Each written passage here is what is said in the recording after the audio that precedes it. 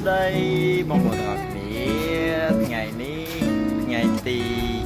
13ត្រូវនៅថ្ងៃសៅរ៍ឥឡូវមកសាងមកដល់សាងហើយថ្ងៃហ្នឹងគឺមកធ្វើចៅហួយនេះកំពុងតែកាវដើម្បីត្រៀមឲ្យទឹកចៅហួយត្រជាក់ទៅយើងអាចចាក់បានហើយទៅមើលជាមួយទាំងអស់គ្នាតាក់នេះក្នុងឆ្នាំងកំពុងតែពុះហើយឥឡូវយើងកូរវាដើម្បីឲ្យវាកករបៀបធ្វើចាហួយដែលយើងញ៉ាំនៅតាមរោងបុណ្យតាមរោងការដែលគេដាក់ឲ្យជាបង្អែមចុងមាត់ឥឡូវមកធ្វើខ្លួនឯងម្ដងមើល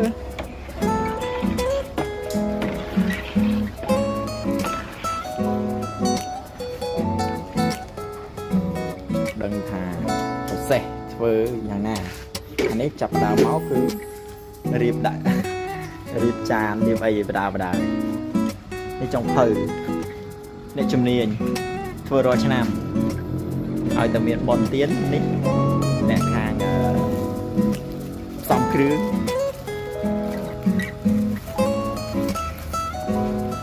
មានអារម្មណ៍បែបណាដែរពេលបានធ្វើចាហួយម្នាក់ឯងទៅមកសូមសម្ភាសមុនអារម្មណ៍អីគេ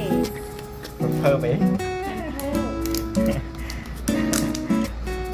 ភើបានធ្វើកិច្ចការងារនឹងតែឯង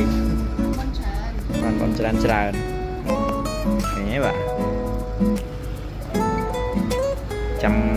ដួសដាក់ចានហើយចាំបន្តទៀតឥឡូវសុំបិទសិនឥឡូវសូមបន្តវីដេអូបន្តិចគឺយើងបានរៀបនឹងចាក់ចាហួយហើយបាទនេះចឹងរបៀបចាក់យើងចាក់វាចឹងមកនេះអូខេ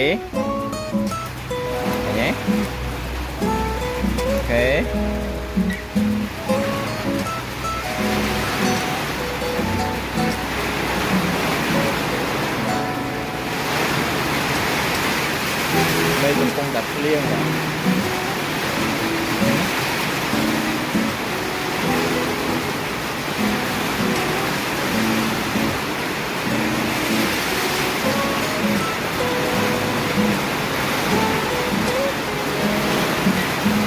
បែបហ្នឹងបាទយើងចាក់បែបហ្នឹង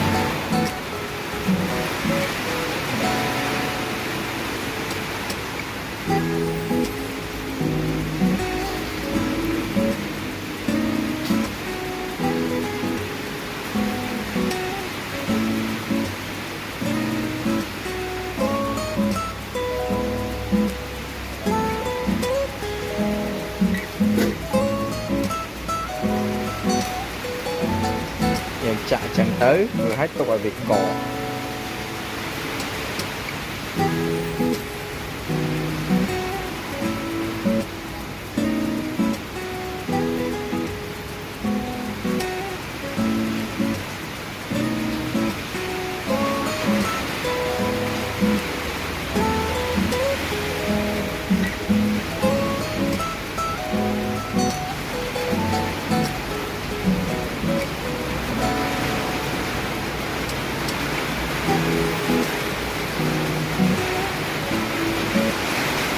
នេះបាននេះអត់ហើយតែមកបោះទៀត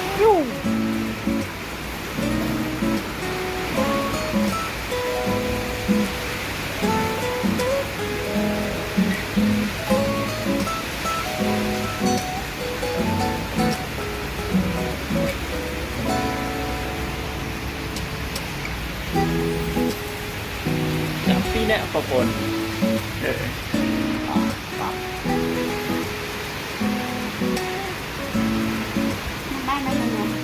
No. អ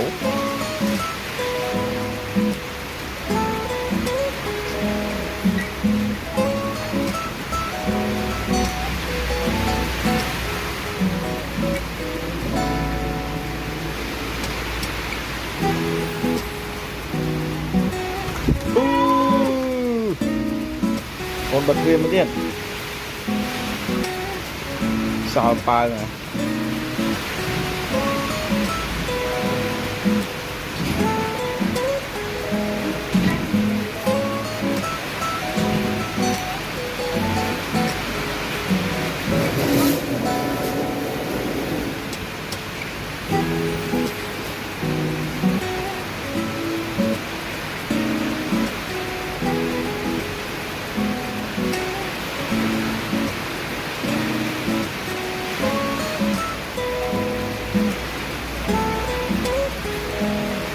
ok បាទឥឡូវចាំមើល